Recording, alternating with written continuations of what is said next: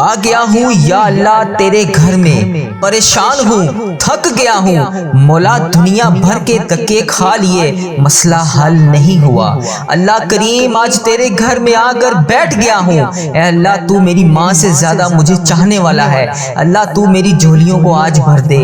اے اللہ بیمار ہوں شفائے کلی نصیب فرما دے۔ اے اللہ پریشان ہوں پریشانیوں کو دور کر دے۔ اے اللہ تیرے گھر میں تیرے سامنے گناہوں سے بھرا ہوا حاضر ہوں۔ اے اللہ آج ہمارے تمام گناہوں کو معاف فرما دے۔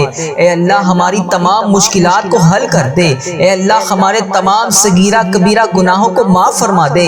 اے اللہ ہم سب کی تمام درپیش حاجتوں کو پورا کر دے۔ اے اللہ آج ہماری اس حاضری کو قبول فرما لے۔ اے اللہ آج ہماری اس عمرے کی سعادت کو قبول فرما لے۔ اے میرے مالک میں بہت پریشان ہوں، میری تمام پریشانیوں کو حل کر دے۔ اے اللہ تیرے گھر میں جتنے بھی لوگ تیرے سامنے روبرو پیش ہیں، اے اللہ ان سب کی تمام درپیش حاجتوں کو پورا کر دے۔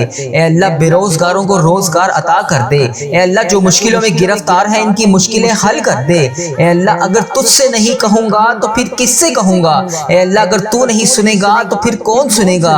اے اللہ جو بھی بے روزگار ہیں انہیں روزگار عطا کر دے۔ اے اللہ جن جن کے جو بھی مسائل ہیں، اے اللہ تیرے سامنے روز رو رو کر گڑ گڑا کر فریاد کرتے ہیں، یا اللہ ان کے تمام مسائلوں کو حل کر دے۔ یا اللہ جن کی جو بھی حاجتیں ہیں، یا اللہ ان کی حاجتوں کو پورا فرما دے۔ یا اللہ جو لوگ اس دنیا فانی سے رخصت ہو چکے ہیں ان کی بخشش و مغفرت فرما دے۔ اے اللہ بالخصوص میرے دادا ابو میری دادی ماں کی بخشش و مغفرت فرما دے۔